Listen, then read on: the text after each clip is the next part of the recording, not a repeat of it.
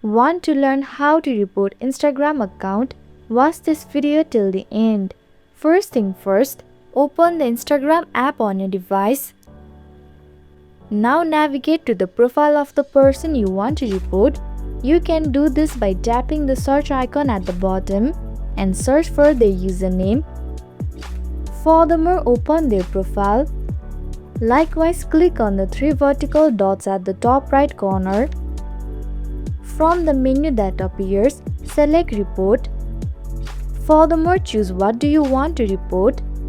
Furthermore, select the detail category from the option provided. Finally, hit Done to submit your report.